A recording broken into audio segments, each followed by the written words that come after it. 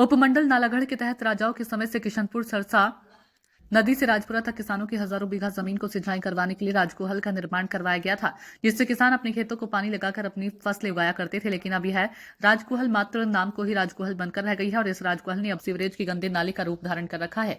और राजकुहल पर जहां लोगों ने अवैध कब्जा किया हुआ है, तो वहीं क्षेत्र में ज्यादातर लोगों ने इस राजकुहल में अपने घरों का सीवरेज का गंदा पानी छोड़ रखा है और यह राजकुहल सीवरेज का गंदा नाला बनकर रह गई है, जिसके चलते इस राजकुहल में हर समय सीवरेज का गंदा पानी खड़ा रहता है और जिसके कारण क्षेत्र में लोगों को गंभीर बीमारियां भी फैल रही है और लोग इन बीमारियों का शिकार हो रहे हैं। इस बारे में जब हमने स्थानीय ग्रामीणों से बातचीत की तो उन्होंने कहा कि राजाओं के समय में से सरसा नदी से लेकर राजूरा तक इस राजकुहल का निर्माण किसानों को सिंचाई के लिए करवाया गया था, जिसका फायदा किसान लेते आ रहे थे। लेकिन जब से क्षेत्र में औद्योगिकीकरण हुआ, तब से लेकर इस राजकुहल का रूप अब गंदे नाले ने धारण कर रखा है और लोगों ने भी घरों का गंदा पानी इस राजकुहल में छोड़ रखा है। नालागढ़ क्षेत्र में जो राजकुल है वो अब तो नाम की ही कुल है, जबकि वो बिल्कुल ही अपना अस्तित्व जो है खो चुकी है। इससे पहले जो राजाओं का समय था, रियासत काल से ही स्कूल का जो है पानी जो है वो हजारों बीघा जमीन को लगता था। ये कुल जो किशनपुरा के से आगे चलकर बागवानियाँ, उसके बाद बेली खोल, खेड़ा, उसके बाद नालागढ़ इलाके में इसे राजपुरा में और दूसरे जो विलेजेज हैं जो बीच में आते थे, उनमें सभी में जो उपजाऊ भूमि थी होती थी हमारी, उस उपजाऊ भूमि में जो है ये पूरा सिंचाई का काम जो है राजकुल करती थी। लेकिन ये सिंचाई का काम करने की बजाय जो राजकुल है, इस पर कई लोगों ने तो अवैध कब्जे कर लिए। उसके बाद जो पर्यावरण को जो नुकसान पहुंचा, यानी कि कुल जो है वो नाम मात्र ही कागजों में रह गई है और जो है इस समय जो है अपना अस्तित्व को जो है पूरा खो चुकी है। और आज जब बारिश नहीं हुई, हम देख रहे हैं कि आज नवंबर महीना पूरा बारिश के बिना निकल रहा है, तो जो फसल है जो किसानों ने बीजनी थी कनक की, वो भी नहीं बिजाई हो पाई है।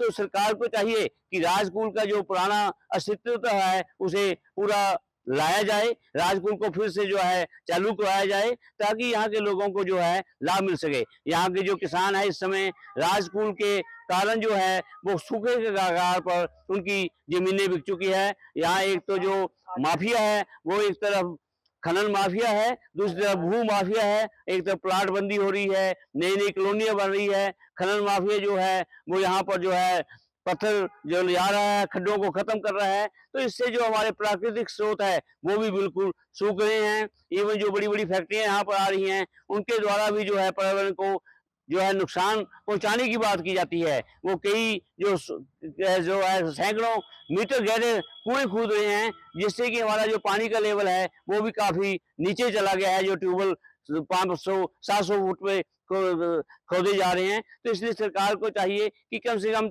चैनलाइज किया जाए उन स्रोतों को, उनको जो प्राकृतिक हमारी बोरियां हैं या जो प्राकृतिक दूसरे स्रोत हैं, तो जैसे राजकुल है या दूसरी जो पानी का जो सिंचाई का कारण नेचुरल हो सके, कुछ बांध बनाया जाए यहाँ पर, या चिकनी खड्ड है यहाँ पर बांध बनाया जा सकता है, काला कुंड खड्ड है वहाँ जंगल रास्ते में, वहां बांध बनाया जा सकता है। इससे ताकि जो पानी जो है वो सूखे के दौरान भी हमें मिल सके, तो उससे फसलें बच सकती हैं। देखो, जहां तक राजकुल का सवाल है, आज उसके वो हालात है कि उसका नामो निशान तक मिट गया है, क्योंकि लोगों ने उसको सीवरेज के रूप में प्रयोग कर रहे हैं, जबकि ये राजाओं के टाइम से, रियासत के टाइम से ये कुल थी। और उसके बाद जब ठाकर लेखराम डिप्टी स्पीकर होते थे, तो उस समय स्कूल को पक्का किया गया। ये किशनपुरा से लगा के राजपुरा तक, जिसके अंदर 30-35 गांव आते थे, हजारों बीघा जमीन इससे सिंचाई हुआ करती थी। आज लोगों ने उसके ऊपर कोई कब्जा नाजायज कर रखा है और ना तो उसमें पानी आ रहा है। खनन की वजह से सरसा इतना गहरा चला गया है कि वो उस कुल को पानी नहीं आ रहा है। इसलिए सरकार से हमेशा कई बार पहले भी डिमांड की गई कि स्कूल को जल्दी से जल्दी चालू किया जाए, जिससे किसानों को आज इस सूखे में पानी मिल सके, परंतु सरकार के कान पर जूं तक नहीं रेंगती। इस समय किसान सूखे से त्रस्त है, ना तो बरसात ज्यादा बरसी और ना ही अभी नवंबर महीना चला हुआ है, अभी भी बारिश का कोई नामो निशान नहीं है। बस क्या कहेंगे सरकार से?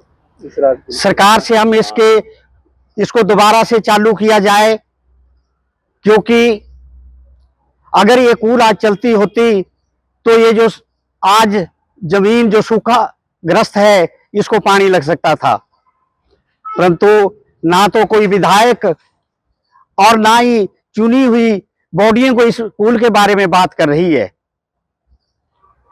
सर ये जो राजपुरा वाली कूल जो है राजकूल के नाम से है। इसका जो बेसिक सोर्स है सिरसा रिवर से इसमें पानी आता था, और ये जो एरिया जहाँ से पानी का सोर्स है वो बद्दी डिवीज़न में पड़ता है, तो वो वहाँ पे बांधा लगा के उसमें वो करते थे। 2 साल पहले तक तो हम इसमें पानी दे रहे थे, तो बागवानी तक तो पानी हम देते आए हैं क्योंकि वहाँ तक पानी आता था। तो इस साल अभी तक उनसे वहाँ बांधा वगैरह नहीं लगा है।